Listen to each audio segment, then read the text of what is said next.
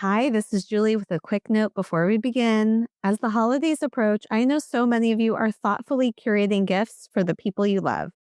I want to invite you to include yourself on that gift list and to consider the Mystics Almanac, which inspired this episode, and the Live Your Epic Year Planner as meaningful ways to invest in yourself. They're both powerful tools for starting and living the new year with reflection and intention. You can find the link in the show notes or visit the link in my bio on Instagram at Mother's Quest Pod to learn more. Now, on to the show, a special solo cast featuring highlights from past podcast guests Lindsay Pera, Tembi Locke, and Valerie Kaur, here to help light our way during these darkest days of the year. Now, on to the show.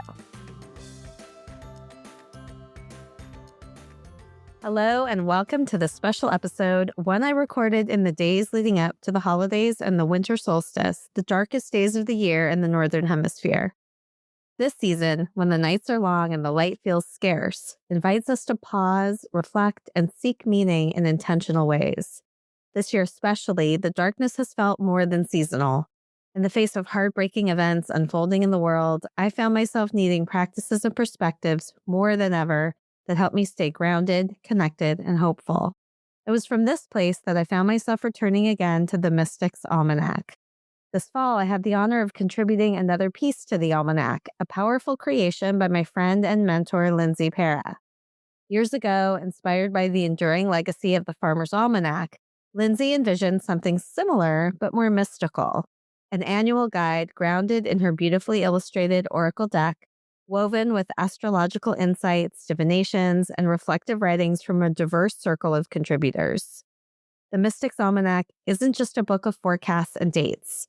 In Lindsay's own words, it's a mirror, a guide, and a reminder that we are not alone on this path. I've turned to the Almanac for this reason myself over the years, and it was especially poignant and supportive of me and my family in the days before my father passed away. The months before writing my piece for the Almanac felt incredibly heavy.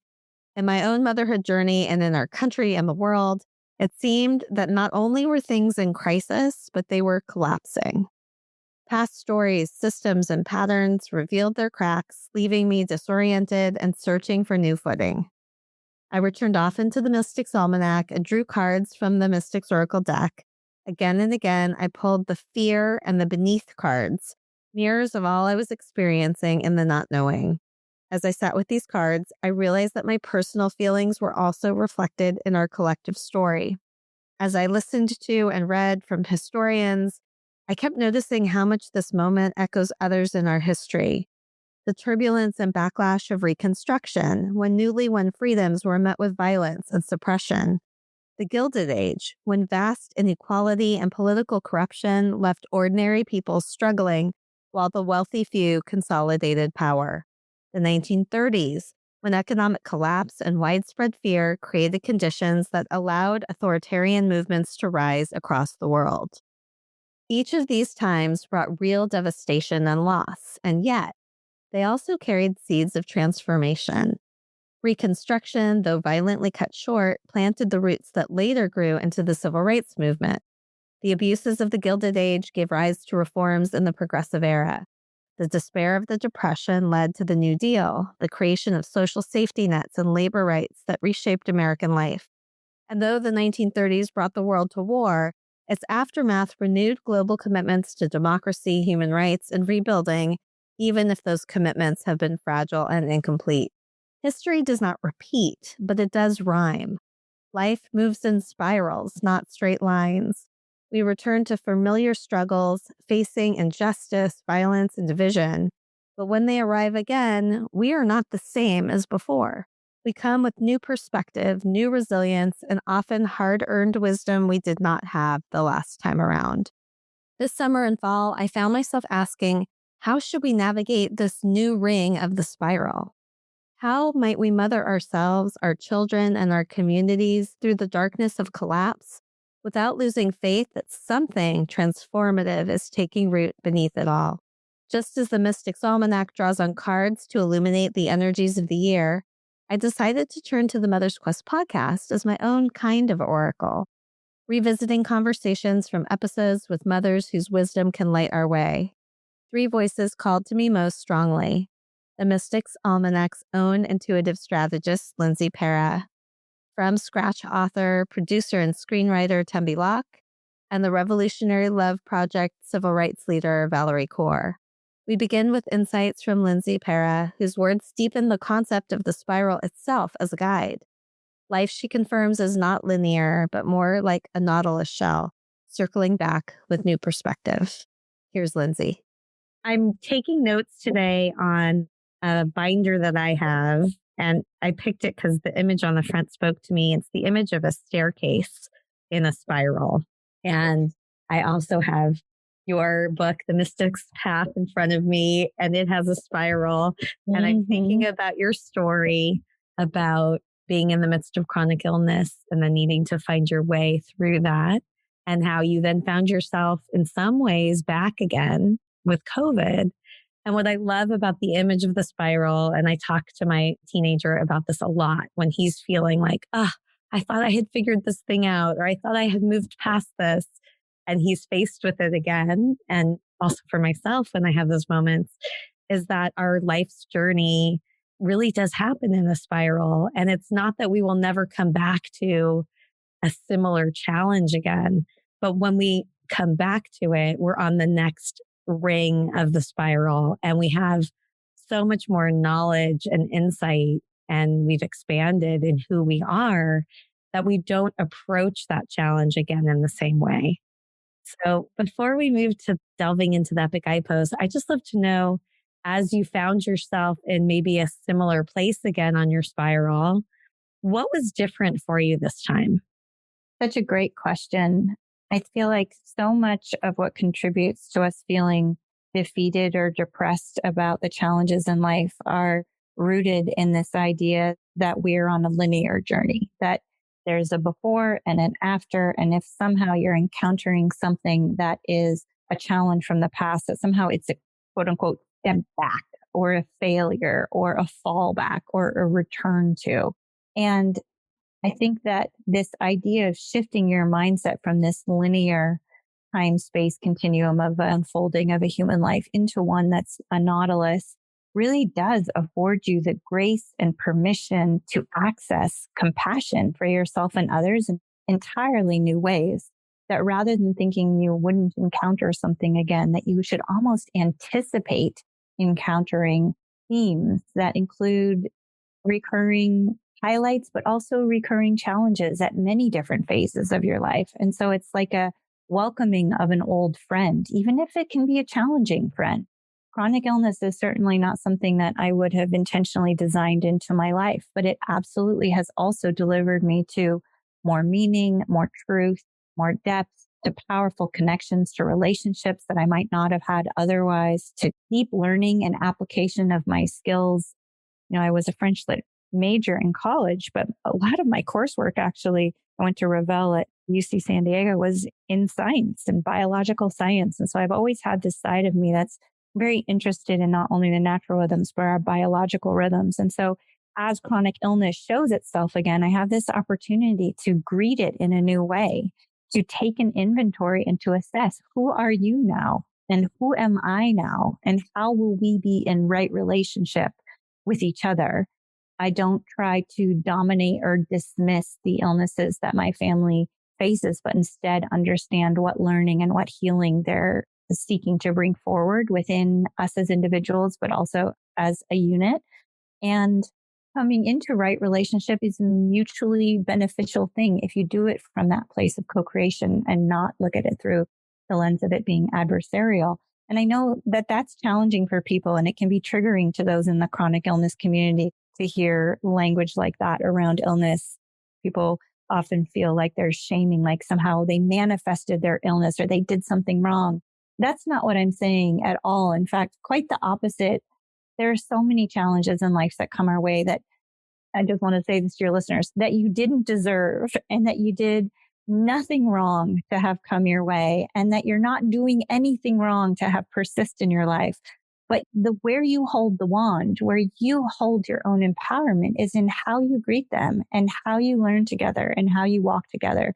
And if you can shift your thinking to being this walking on the Nautilus rather than walking on the line, what you'll notice is every single turn of the Nautilus, or even visualize it as walking an actual labyrinth or medicine wheel, if you've ever had the opportunity to do that, you are quite literally not the same person with every turn of the wheel. You have taken new breaths. You have had new thoughts. You've gained new perspective. The light has shifted. The energy around you has shifted. The clouds have moved ahead, and all of those ingredients in some grand cosmic recipe produce the opportunity for a different result. So I really do look at kind of a mystical side of chronic illness as being, what our indigenous elders, leaders, and wisdom keepers would call the shamanic healing crisis, which is the side of adversity that actually brings healing and powerful portals to healing that we might not have accessed otherwise. So that was kind of a long-winded response to your inquiry. But yeah, whether you look at it through the lens of kind of full circle moments, or whether the imagery of the Nautilus resonates for you, or the Escher staircase spiral, it's all an aspect of remembering that we can grant ourselves permission to be kind to ourselves as we journey around the wheel through every season, through every year, and through every challenge that we face. Everything you say is so beautiful. I'm taking lots of notes. I'm like, each of these ideas, these concepts are so rich, like a cosmic recipe and the remembering. And it is one of your gifts, just the way that you are able to express these things. It's so beautiful. Thank you. Thank you. I could spend more time here because that sparked a lot of questions for me, but I want to make sure we delve into the epic guideposts. And I'm hoping maybe some of my questions will weave in through these. Sure. So epic, as you know, it's a metaphor for us, as you would say, holding the wand of our own lives, or the pen, becoming our own authors of our journey, saying yes to those voices inside that are calling us to something greater. And it's also an acronym mnemonic for the guideposts that I think help us to live that kind of life when we're raising our children. So I want to ask you about the first guidepost, E, which is about engaging mindfully with our children. And we may need to move through these a little bit more quickly. So I'll ask you to share, what is one or two key nuggets or tenets that you have found on your Nautilus that help you to engage mindfully with your three amazing children? Really, everything in my world has been centered around that question. For me, that's an inner ring lightning rod of what meaning we were seeking as parents with our children, to be able to be present and aware and create the conditions for engaging mindfully. So absolutely, my leap to finding the place that felt most aligned for us to raise our children was a piece in that. Choosing to be a low technology household, or being very discerning about the gifts of technology, but also when and how to use them. We had the incredible blessing of building our own home at a relatively young age, one that was non-toxic and earth friendly, but its entire design was around engaging with our children. Small bedrooms, but centered around a great room that allowed for different spaces for art or music or sharing meals together. Really staying focused on coming together at a family meal where we come together with gratitude first, creating time for seasonal rituals, celebrating and being present to the moon cycles together. We pay attention to the new moon and the full moon, and we use those opportunities to engage with our children and what intentions they're holding and what visions and dreams they're pursuing, but also what they're releasing, what they're ready to let go of. So honestly, that is such a big question for me, because it probably sits at the very center of my entire goal and wish for how I get to journey in this lifetime with my children. So beautiful. One of the things that I did, I've been part of your mastermind and then your journey to right livelihood and divine mastery courses over many years now. And I always love to ask you to define these terms. So I've done Journey to Right Livelihood in September. I think it'll be at least my third year. And every time I feel like I take in like a new layer of understanding about it. But I'd love to ask you, because you mentioned your rings, that your children are at the center of your rings. Can you give us a quick definition of what that means? Absolutely. Let me just give a little shout out back to you.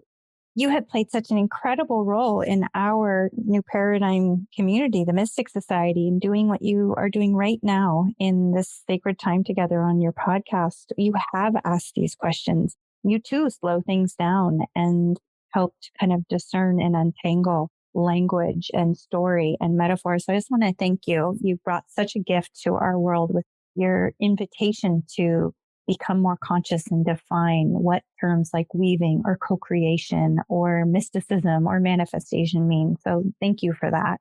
Thank you, Lindsay. Yeah. In terms of rings, I think the easiest way to integrate that concept is to think of what we already know about the rings of a tree. Well, we know that as a tree grows through its seasons and phases, trees produce rings from the inner ring to the outer ring.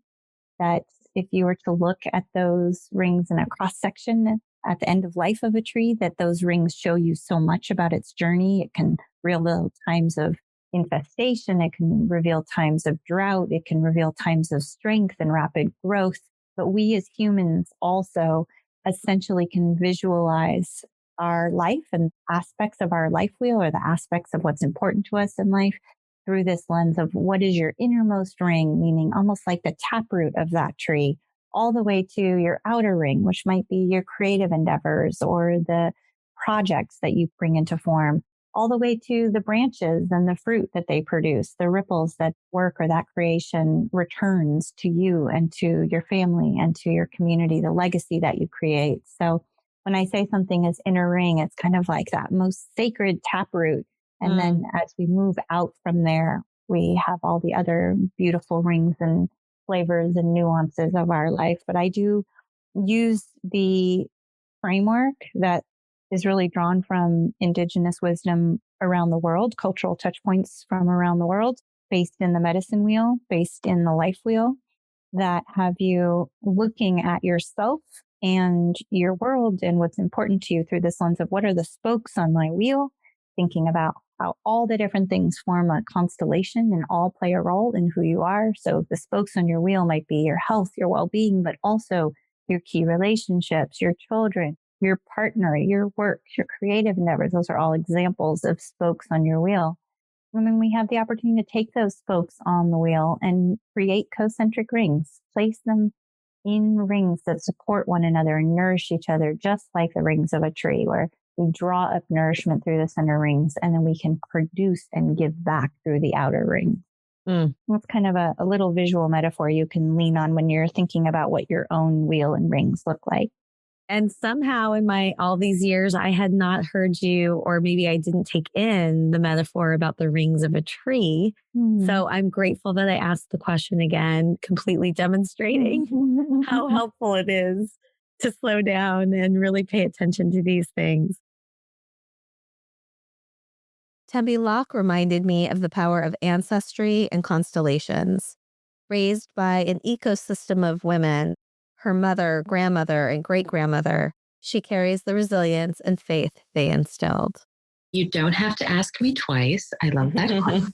I am Tembi, daughter of Shira Johnson Locke Aguirre Sek, granddaughter of Odell Sweats Johnson, great-granddaughter of Fanny Sweats, great-great-granddaughter of Emma Hawthorne Jackson.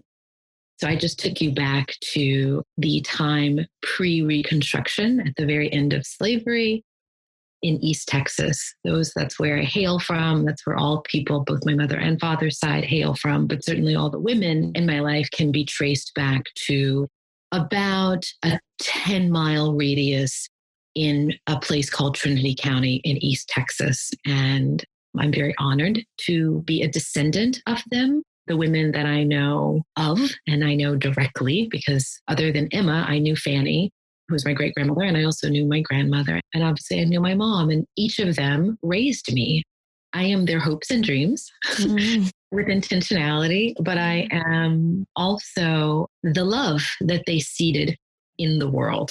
And so one of the things that I really feel, I was raised by an ecosystem of women. My mother obviously was the hub of it all. But my mother, she was an only child, the only daughter of Odell. And so my grandmother also raised me. I spent summers with her at a time when my mother was rebuilding her life. She was also getting more education. And so, we would be planted with my grandmother for the summer, and by extension with my great grandmother, because my grandmother was the caregiver of my great grandmother. So I had, at sometimes, there would be 4 generations of us under one roof. And so you can't not take in all of who they are, either directly through the things that they share, but also by osmosis, and they were very capacious and open women, very willing to lend a hand, active servants in their community and in their small rural community, initially by necessity because of the Jim Crow South, but also because of just who they were and their belief system in the world. And my mom has all of that, and she taught me that in her own way. That's who I hail from and some of what they taught me. That's beautiful. I'm thinking particularly of this time and space that we're in right now. And you and I were chatting a little bit about just how challenging this global pandemic and all that it is demanding and asking of us. I'm feeling curious in particular, what lessons, if any, you think those 4 generations seeded in you that are helping you navigate this time right now? Well, one of the things that my sister and I were talking about this recently, women, and not just my family, but of the time and of the culture and demographic and geography that they were born into, often had to move forward in life without a specific sense of what would come. I mean, they were very aware of that. You couldn't sort of make plans. In fact, trying to get out of something like chattel slavery, you do that only through dreams and hopes, right? And through some sort of practicality, some sort of a reliance on community, but a deep sense of faith beyond what can be seen, felt, and touched right in front of you. And so I really am calling on that. We were literally talking with my sister about the drinking gourd, which, was not a part of my direct family tradition, but that's for those listeners who don't know what that is. It's funny, I'm talking a lot about this moment of slavery, but simply because you asked for my ancestors, and that is my ancestral lineage. But those of us who know about the Underground Railroad and the way that people move from an enslaved place and state of being into a free state of being without roadmaps, guides, sometimes without a system to make that escape, if you will. They did it by following the constellations. And the drinking gourd is effectively the Big Dipper. You travel by night in the darkness and look to the sky for that way north. And so I share that moment. I follow your question up with that share, and specifically because right now we are all following a constellation. There is no guide. We're in the darkness. We don't know what's coming next. And yet people have been there before and they've done it and they have moved through. And they have done it because they know that that is what is needed to be done in the moment. It is all that is available to them. And they have an eye not only toward their own individual sense of salvation, but the collective salvation and the salvation of future generations. And so in a pandemic, our individualism has to be put aside for a moment to serve the greater good. You didn't get from an enslaved place to a free place doing that all on your own. There was no lone ranger sort of way. You traveled in a group. The group had to stick together. You had to rely on each other. You had to respect each other, and you had to move forward. So those lessons are the ones that I find myself applying in 2020 to how I want to move in the world, how I want to be in the world, the things I'd like to impart to my daughter. And my own matriarchs and family taught me what it means to hold a vision in mind that is greater than anything you can see right now, that will require sacrifice, that will require patience, and follow it. Yeah. And that's what I'm seeking to do in my own personal and individual ways each day. And you have to be nimble. That's the other thing, is being nimble, because things change day to day. We're seeing that now, and things always have changed day to day, quite frankly. But in a very grand and very heightened way right now. And so we have to be nimble as well. And because something worked yesterday doesn't mean it'll work tomorrow. almost every interview, there's some part that is so profound that I know I need to go back and listen to it again and again. I had just chills and tears welling up listening to you share about these lessons of your ancestors and the power of looking to the sky and to something bigger. And I'm also struck by this strange, this juxtaposition of needing each other more than ever and needing to act for a sense of the collective good at a time when we're so isolated. I'm really moved by what you shared, and thank you. Valerie Kaur recalls the birthing room, her mother's hand on her forehead whispering, "You are brave," as she felt generations of women standing invisibly at her back while she labored. That and so much more can light our way. Here's Valerie. I wanted to ask you, related to your incredible relationship with your mother, if you would tell the story about the birth of your son with your mother at your side and what you feel like that has taught you about what it means to be a mother. Oh, I'm just smiling so wide. I didn't know what birthing labor was going to be like. No one really knows, but I feel like I especially didn't know. I had these notions. I wrote out my birthing plan. There will be dim lights and this music and just so. And of course, it was so rupturous and thunderous and rapid. And by the time I was in transition, it just felt like I was dying. I thought I couldn't go on. It felt like there was a ring of fire that opened up from under me. And the only way was to go through the fire. I forgot that the whole process I was in had anything to do with the baby in the first place, So I was unmedicated. And by the time I wanted medication, it was too late. It was just, oh my goodness. I was in it. And my mother had her hand, my husband was by my side holding my hand, but my mother had her hand on my forehead and she was stroking my hair and she was saying, "You are brave. You are brave." And I just kept saying, "I can't. You are brave. You are brave." And in that moment, I saw my mother's mother behind her and her mother behind her and her mother behind her. And this long line of women who had pushed through the fire before me. And it's like, I can't do this alone, but I could do it with them by my side. I took a deep breath and it was like an ancestral breath. It was like the breath of all the women who came before to infinity. And with that breath, then I pushed and could feel my son's body and then one more push and then his head. And then before I knew it, that's how he was born. I've had the first of what I know will be many tears that I'm aware of as I hear you share these stories, which are just so powerful. And what I'm thinking about is the fact that I ended up with 2 C-sections. And so I can't personally relate to the physical birthing experience that you've had, but my experience of being a mother, which can feel like needing to push through a ring of fire, depending on what the circumstances, often.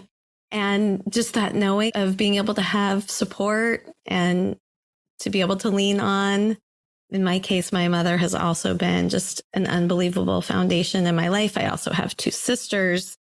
But that way in which many people can mother as a verb and care for us as we move through one of the hardest things in the world, which is bringing children into this world in whatever way we do it and helping to raise them and learning how to both let go and be their foundation when they need it. It's one of the most challenging things imaginable. And it's so wonderful that we don't have to be alone in it. I keep thinking we don't go to battle alone. We don't give birth alone. We need our midwives in whatever form by our side. And that's true for any labor that we're undertaking. And I just want to say before I go on that there is no right way to give birth.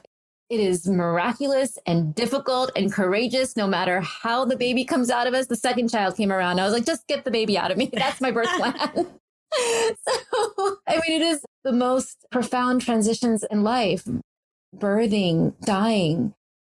We must do it in community. And that's true for all the labors in between, that we need people by our side as we're breathing and pushing, whether it's the labor of raising a family or making a life or building a movement or rebirthing a nation. who are we breathing with? How are we breathing? And what is the push we are making? How are we pushing? And I have to say, I've been an activist my whole life, but after I became a mama, the same atrocities would just sear me. Like I became like a raw nerve. The same kind of mass shooting I would show up at and grieve with people and organize with people. I could barely hold myself together because all I could think about were my own children. And what if they were in the coffins, and what world will they inherit, and how will we make it safe for them? I would put my son to bed and then just feel the breath out of my body, right? And that's when you know that you need your ancestors at your back, right? Who are the foremothers and the forefathers? Who are the elders who have gone through atrocities long before us? What wisdom can we glean from them? What kind of courage? How can we show up with them at our backs? And so every time I convene people together these days, I ask them to bring forth an ancestor who makes them brave. And it doesn't need to be someone who is in your family line. I know some people have a hard time with their lineages, but if all of humanity is kin, then all of the ancestors are available to us. And if we recall them with integrity, they all have something to teach us. And so whether it's a historical figure or a spiritual figure or beloved grandparent, it's like I encourage us to build out our internal life so that we have these resources within us to call upon when we need it. Because this moment, we are all in transition. The nation is in transition, right? Within the next 25 years, the number of people of color in the United States will exceed the number of white people for the first time since colonization. We are at a crossroads, right? Like, it feels like there are people who are resisting that future. And so the contractions are coming so fast, like the crises are coming so fast, but there's barely time to breathe between them. And it feels like dying. It feels like civil war. It feels like it could be the end of our democracy as authoritarian forces gain ground. And yet transition is exactly the stage that precedes new life. It's like, can we stand in the grief and the pain of what we're enduring and have the audacity to imagine what is wanting to be born? The America that we dream. One where all of our children belong, where I see yours as mine and you see mine as yours. Like, can we labor for that America? And I do feel like now more than ever, anytime people who have no obvious reason to love one another are coming together in the face of pandemic and political violence and climate disasters and everything else we're facing, when we come together to grieve, to care for each other, to nurture each other, to organize, to lift our gaze, to hope together, to rise together. I mean, those are glimpses of the America that wants to be.